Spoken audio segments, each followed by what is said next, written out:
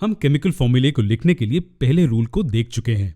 एक कंपाउंड अगर मेटल और नॉन मेटल से बना हो तो हम पहले मेटल कंपोनेंट को लिखेंगे और फिर नॉन मेटल कंपोनेंट को लिखेंगे।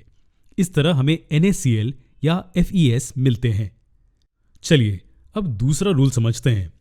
जैसे हमारा पहले रूल मेटल्स और नॉन मेटल से बने कॉम्पाउंड्स के लिए था, उसी तरह दूसरा रूल पॉलीएटॉमिक आयंस से बने कॉम्पाउंड्स के लिए है।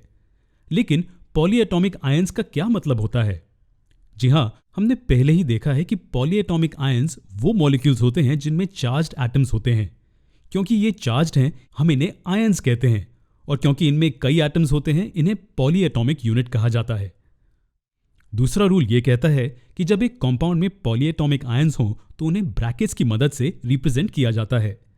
एग्जाम्पल के तौर पर OH एक पॉलीएटॉमिक आयन है, उस पर नेगेटिव चार्ज है। जब ये आयरन के साथ कंबाइन होता है तो हमें कंपाउंड के रूप में आयरन हाइड्रोक्साइड मिलता है। अब ये कंपाउंड कैसे बनेगा? चलिए पहले वैलेंसीज को देखते हैं।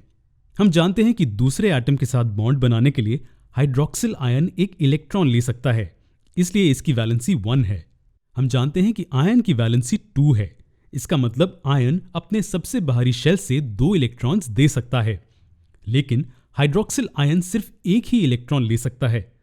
तो क्या इसका मतलब यह है कि आयन के एक एटम से जुड़ने के लिए हमें OH के 2 यूनिट्स चाहिए? जी बिल्कुल। यही कारण है कि कंपाउंड फेरस हाइड्रोक्साइड बनने के लिए एक आयन का एटम और 2 हाइड्रोक्सिल यूनिट्स की जरूरत होती है। तो रूल के हिसाब से हम फॉर्मूले को Fe(OH) 2 ऐसे लिखेंगे। और हमने OH को ब्रैकेट्स में क्यों लिखा? सिंपल, वो इसलिए क्योंकि वो पॉलीएटॉमिक आयन है और 2 OH आयंस की जरूरत होती है कंपाउंड बनाने के लिए। अब क्या होगा अगर सिर्फ एक पॉलीएटॉमिक आयन की जरूरत हो? ऐसे केस में हम आयन को ब्रैकेट्स में नहीं लिखेंगे।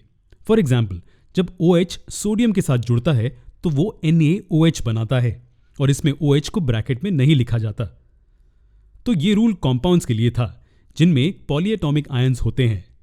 चलिए अब जनरल कंपाउंड्स के बारे में बात करते हैं। हम अगले वीडियो में केमिकल फॉर्मूले को लिखने के लिए आखिरी रूल को देखेंगे जो वैलेंसी के कॉन्सेप्ट पर आधारित है।